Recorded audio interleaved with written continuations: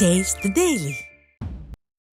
கடலூர் மாவட்டம் வீராணம் ஏரியில் ஷட்டர் அருகே கரையில் மண்ணரிப்பு ஏற்பட்டு வருவதால் நடவடிக்கை எடுக்க வேண்டும் என விவசாயிகள் கோரிக்கை விடுத்துள்ளனர். தற்போது ஏரியில் தண்ணீர் அதன் முழு கொள்ளளவை எட்டியுள்ள நிலையில் சந்திரன் மதகு அருகே கரையில் மண்ணரிப்பு ஏற்பட்டு உள்வாங்கி வருகிறது. இதனால் அருகில் உள்ள மதகின் ஷட்டர் பகுதி பாதிப்படைந்து தண்ணீர் விரயமாகும் நிலை ஏற்பட்டுள்ளது. எனவே விடியா ஸ்டாலின் அரசு உடனடியாக இதனை சீரமைத்து கரையில் அரிப்பு ஏற்படாதவாறு பாதிப்பு தடுப்பு நடவடிக்கைகள் மேற்கொள்ள வேண்டும் என விவசாயிகள் கோரிக்கை விடுத்துள்ளனர். நீர்பிடிப்பு பகுதிகளில் கனமழை காரணமாக 155 அடி உயரம் உள்ள முல்லை பெரியாறு அணையின் நீர்மட்டம் 129.15 அடியாக உயர்ந்துள்ளது.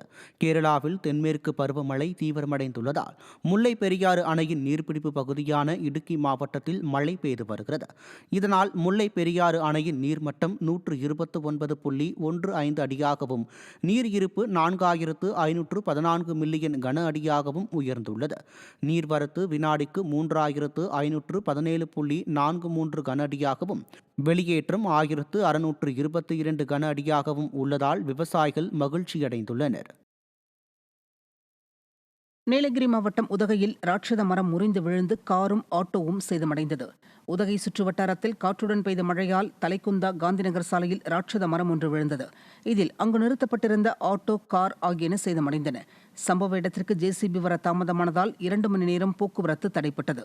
இதனிடையே இப்பகுதியில் காற்றினால் மரங்கள் விழும் அபாயம் உள்ளபோதும் மாவட்ட நிர்வாகம் முன்னெச்சரிக்கை நடவடிக்கை எடுக்காமல் மெத்தனமாக செயல்படுவதாகவும் அபாயகரமான மரங்களை அகற்ற கோரிக்கை விடுத்தும் ஸ்டாலின் மாடல் அரசு நடவடிக்கை எடுக்கவில்லை என்றும் மக்கள் வேதனை தெரிவித்திருக்கின்றனர்.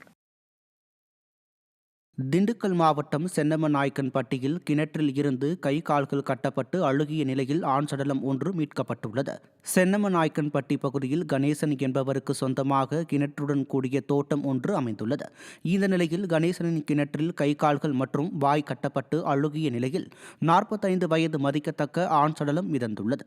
இதையடுத்து சடலத்தை மீட்டு இறந்தவர் யார், கொலையா தற்கொலையா என விசாரணை நடந்து வருகிறது. இதனிடையே மாடல் அரசில் நாளுக்கு நாள் கொலை, கொள்ளை உள்ளிட்டவை அதிகரித்து வருவதாக குற்றச்சாட்டுகள் எழுந்து வருகிறது.